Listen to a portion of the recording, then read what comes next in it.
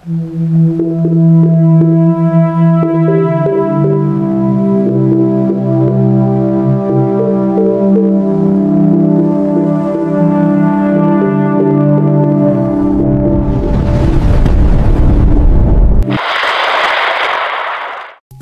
araw po sa inyong lahat.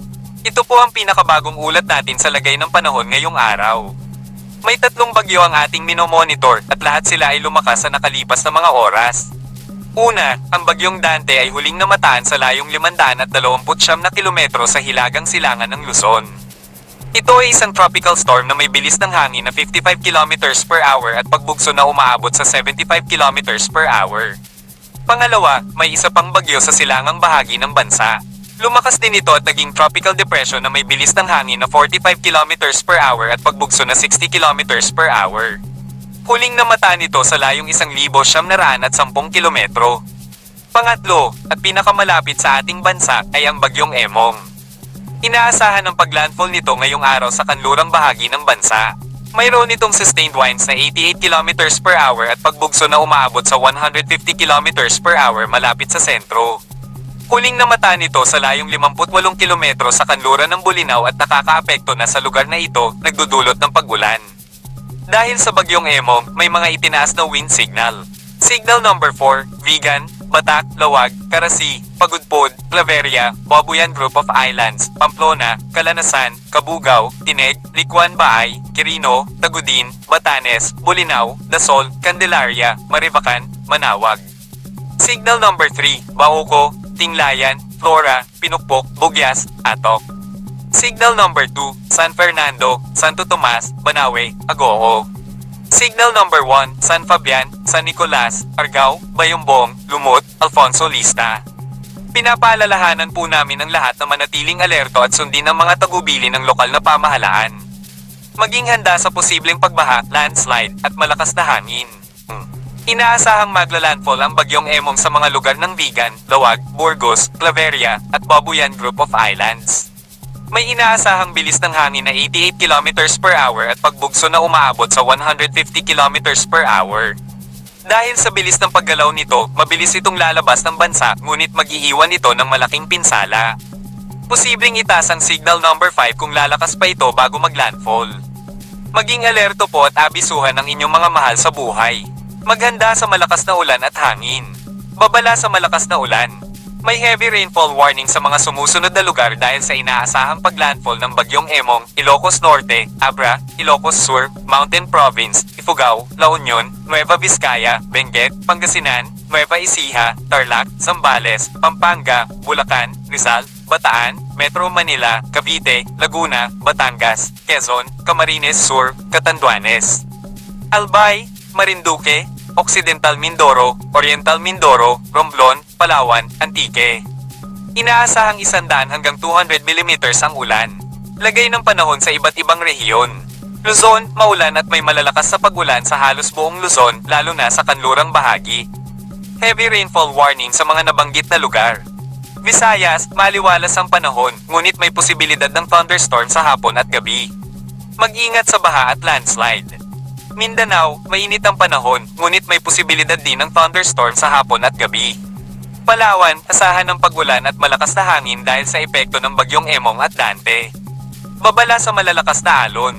May gale warning sa kanlurang baybayin ng Pangasinan. Mag-ingat sa malalakas na alon. Dumako naman tayo sa ating partner para sa mga karagdagang impormasyon sa loob ng ating bansa.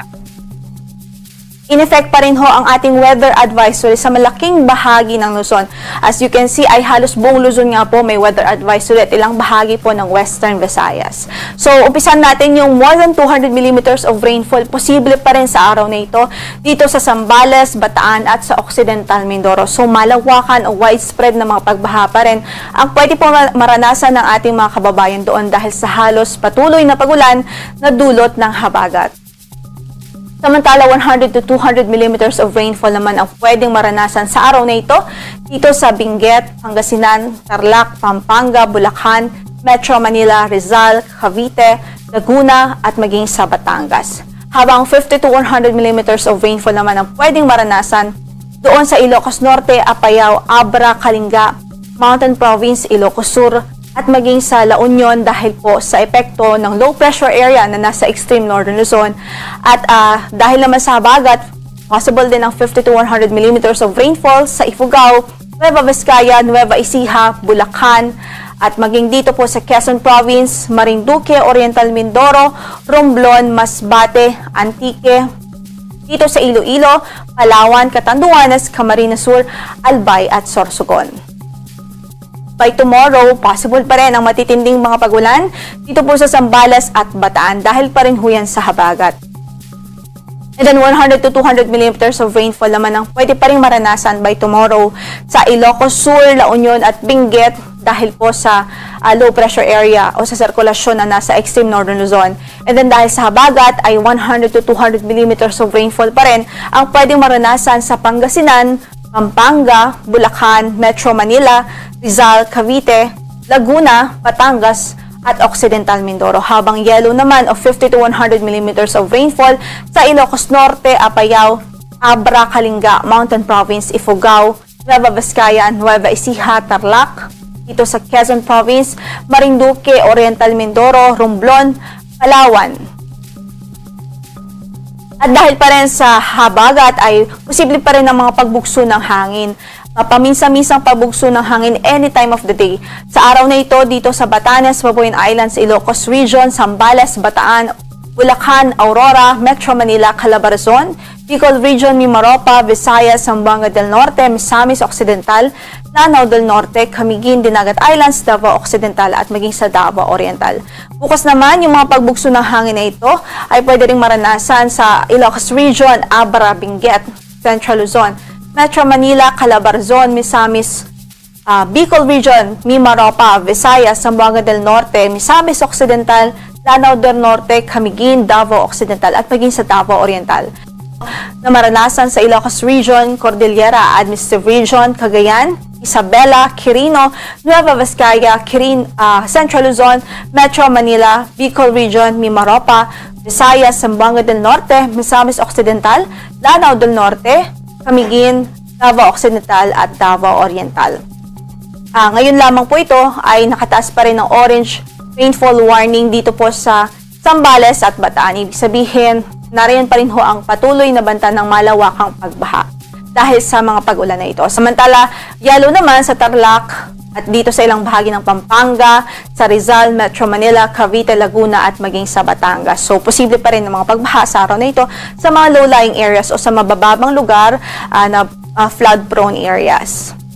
Samantala, sa Visayas din po o ilang bahagi ng Mimaropa Region at ilang bahagi ng Visayas ay nakatas din ng orange rainfall warning dito po sa Occidental Mindoro, ilang bahagi ng Occidental Mindoro, partikular sa Lubang, Looc, Paluan, Abra de Ilog, Mamburao at maging sa Santa Cruz. Habang yellow naman po sa ilang bahagi pa o sa natitirang bahagi pa ng Occidental Mindoro. Kahit patuloy pa rin nating pinag-iingat ang ating mga kababayan doon sa Mimaropa Region, Western Visayas at malaking bahagi pa ng Luzon dahil as you can see sa ating forecast po, magpapatuloy pa rin yung mga pag-ulan na dulot ng habagat at wag hong maging kampante dahil posible pa rin ang mga pagbaha at pagguho ng lupa.